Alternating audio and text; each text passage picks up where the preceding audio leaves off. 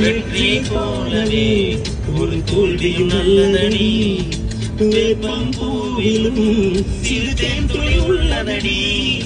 குற்றம் சொல்லாமல் ஒரு சுற்றம் இல்லையடி. இளையும் புன்னகையாய் நீ வீட்டுக்கு வெள்ளையடி.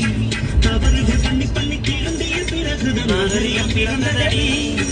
தவறுகள் குற்றமல்ல சரிவுகள் வெற்றியெல்லாம் பாடம் படிப்பவள கொடி.